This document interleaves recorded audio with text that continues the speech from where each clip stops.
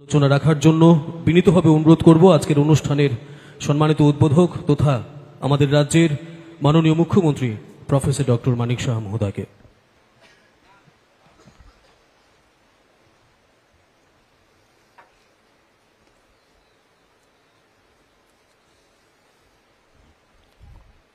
সবাইকে নমস্কার, শুভ সকাল। আজকে পূর্ব লক্ষ্মীবিল সিপাহীজলায় যে এলএমকোর অক্সিলারি প্রোডাকশন সেন্টারে যে ভূমি পূজন ও ভিত্তি প্রস্তর স্থাপন অনুষ্ঠান একটু আগে আমরা সবাই করলাম, সেই উপলক্ষে আমাদের মাঝে উপস্থিত আছেন honourable union minister of state, ministry of social justice and empowerment, Consumer Affairs, Food and Public Distribution, Government of India, আদরণীয় শ্রী BL বর্মাজি।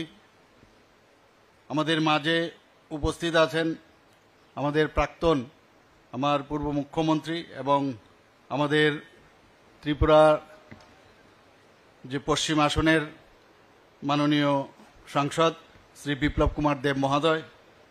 আমাদের মাঝে উপস্থিত আছেন শ্রী টিঙ্কু রায় মহোদয়, অনারেবল মিনিস্টার ত্রিপুরা সরকারের সোশ্যাল ওয়েলফেয়ার অ্যান্ড সোশ্যাল এডুকেশনের। আমাদের মাঝে উপস্থিত আছেন এই বিশালগড় এলাকার মাননীয় বিধায়ক শ্রী সুশান্ত দেব মহোদয় এবং এই জেলার সভাধিপতি শ্রীমতী সুপ্রিয়া দাস দত্ত মহোদয়া। তাছাড়া এখানে উপস্থিত আছেন আমাদের ডক্টর সিদ্ধার্থ শিব জয়সওয়াল, এই ডিএম সিপাহীজলার, শ্রী প্রবীণ কুমার সিএমও এলএমকোর, এবং উনি ওনার স্বাগত ভাষণে আমাদের উদ্দেশ্যে এবং এই ডিপার্টমেন্টের বিষয়ে আমাদের সামনে কথা উনি বলেছেন। শ্রী নমিত পাঠক আমাদের মাঝে ইনচার্জ এসপি সিপাহীজলা। তাছাড়া Shri Tapan Kumar Das, director social welfare and social education, officials of এলএমকো, গভর্নমেন্ট অফ ত্রিপুরা।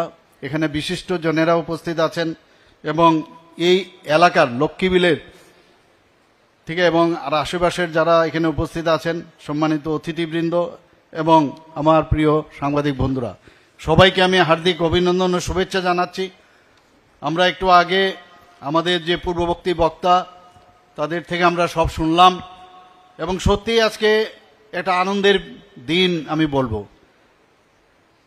বিশেষ করে মাননীয় প্রধানমন্ত্রীজিকে আমি ধন্যবাদ দিতে চাই এই কারণে যে উনি যেভাবে বলেন এবং তাই করেন। আমরা এই যে নর্থ ইস্ট জোনকে কিভাবে ডেভেলপ করা যায় অ্যাক্ট ইস্ট পলিসির মাধ্যমে আমরা দেখি। উনি যখন আমাদের এখানে 2018 আগে এসেছিলেন তখন উনি বলেছিলেন আমাদেরকে হীরা মডেল দেবেন, আর সেই হীরা মডেলের কারণে আমাদের এখানে ন্যাশনাল হাইওয়ে হয়েছে, ইন্টারনেট হয়েছে, রেলওয়ে হয়েছে, এয়ারওয়ে হয়েছে, প্লাস এখন আমাদের একটার পর একটা উনি যা বলছেন এয়ারওয়েজ থেকে শুরু করে সব একটার পর একটা আমাদের দিচ্ছেন। সত্যি আজকে আমরা আনন্দিত যে এখানে যে এলএমকো অক্সিলারি প্রোডাকশন সেন্টার এখানে হচ্ছে, প্রায় 5 একর জমির মধ্যে এই যে সেন্টার সে এখানে তৈরি হবে। যখন এই বিষয়ে আমাদের গোচরে নিয়ে আসলো, আমরা সাথে সাথে আমাদের স্টেট গভর্নমেন্টের তরফ থেকে জায়গা অধিগ্রহণ থেকে শুরু করে সব কিছু কিন্তু আমরা করেছি, অতি অল্প সময়ের মধ্যে আমরা সেটা করেছি। মাননীয় প্রধানমন্ত্রীজি বারবার বলেন যতক্ষণ ধরে নর্থ ইস্ট ডেভেলপ না করবে আমাদের ভারত ডেভেলপ করবে না, এবং সেই দিশায় উনি আগে আমাদের 7টা প্রদেশ ছিল নর্থ ইস্টে, এখন সিকিমকে সাথে নিয়ে এখন 8টা হয়েছে। উনি বলছেন কি অষ্টলক্ষ্মী, এখানে আজকে উনি একদিকে অষ্টলক্ষ্মীর বলছেন আর এখানে লক্ষ্মী বিলেও আমাদের মাননীয় প্রাক্তন মুখ্যমন্ত্রীও বলেছেন যে লক্ষ্মী বিলের জন্য লক্ষ্মী এখানে এসছে। এখানে শুধু সেন্টার হবে না, এই এলাকার অনেক লোকের যে কর্মের সুযোগও কিন্তু এই সেন্টারকে ঘিরে এখানে হবে। রাস্তাঘাট তো উন্নতি হবে, সেই বিষয়েই আমরা দেখব আজকে। তো আমরা সমস্ত জায়গায় আমরা চাই যে ত্রিপুরা এক ত্রিপুরা শ্রেষ্ঠ ত্রিপুরা যেন হয়, সেই কাজটা আমরা করছি। এখানে আমার খুব ভালো লাগলো যে নর্থ ইস্টের মধ্যে প্রথমবার মানে এই ধরনের একটা অক্সিলারি প্রোডাকশন সেন্টার এলএমকো করছে, এবং এখানে শুধু ত্রিপুরার মানুষের যারা দিব্যাঙ্গজনেরা আছেন তাদেরই শুধু সুবিধা হবে না, যারা প্রবীণ নাগরিকরা আছে ত্রিপুরার তো হবেই, এবং নর্থ ইস্টেও এখান থেকে যে প্রোডাকশন হবে তার সাপ্লাইও এখান থেকে হবে। সেটা একটা বিশেষ মানে আনন্দের বিষয়। কিছুদিন আগেও আমি গুয়াহাটি গিয়েছি, সেখানেও আমি দেখলাম সেখানে একটা প্রোগ্রাম ছিল, সমস্ত ইনভেস্টররা, আইকন যাকে বলে সারা ভারতবর্ষের এবং বিদেশ থেকেও এসেছিল।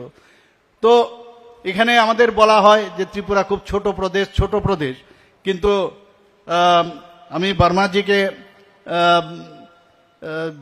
कहना चाहता हूं, कुछ दिन पहले हमारे यहाँ हमारे यशस्वी गृह मंत्री जी आए थे। उन्होंने कहा अगर 8 प्रदेश हम लोग ले ले तब जो उत्तर प्रदेश इतना बड़ा प्रदेश है उसका 2 गुना नॉर्थ ईस्टार्न रीजन है भाई साहब।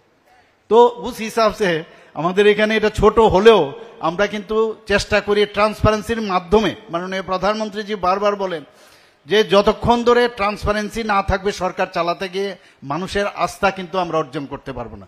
আমরা সব ক্ষেত্রেই আমরা ট্রান্সপারেন্সির মাধ্যমে, চাকরি হোক, যে কোনো জায়গায় পোস্টিং হোক, এভরিথিং আমরা ট্রান্সপারেন্সির মাধ্যমে স্বচ্ছতার সাথে আমরা কাজ করি। গতকালও আমি একটা প্রোগ্রামে গিয়েছিলাম, আমাদের মাননীয় ইউনিয়ন মিনিস্টার অফ স্টেট উনি বলছিলেন যে ত্রিপুরাতে মহিলাদের সংখ্যা এত বেশি দেখছেন, সেখানেও একটা এসএইচজি গ্রুপের আমারই কেন্দ্রে একটা জায়গায় খালি একটা ওয়ার্ডে 39 নম্বর ওয়ার্ডে সেখানে মহিলাদের যে সমাগম আমি দেখলাম।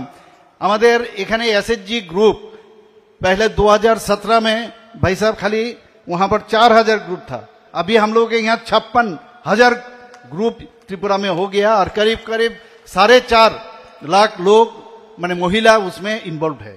तो इस हिसाब से 700 करोड़ हम लोग अभी इनके लिए गवर्नमेंट और बैंक के तरफ से इनको हम लोग पैसा भी दे रहे हैं। तो इसलिए हम लोग यहाँ त्रिपुरा में महिला को जिस तरह उनका इकोनॉमिकल और उनका मान सम्मान, उनको सेल्फ रिलायंस हो, उस हिसाब से हम लोग कर रहे हैं। माननीय प्रधानमंत्री जी এভাবে বলছেন যে প্রতিটা ব্যক্তিকে আমাদের सबका साथ सबका विकास এবং তার যে প্রয়াস সেটা কিন্তু আমরা দেখতে পাই। যাদের 18টা গ্রুপ সম্পর্কে আমরা যারা কোনোদিন আমরা চিন্তা করিনি তাদের জন্য 13,000 কোটি টাকার মাননীয় প্রধানমন্ত্রী জি আপনারা জানেন একটা প্রকল্প নিয়ে এসেছে।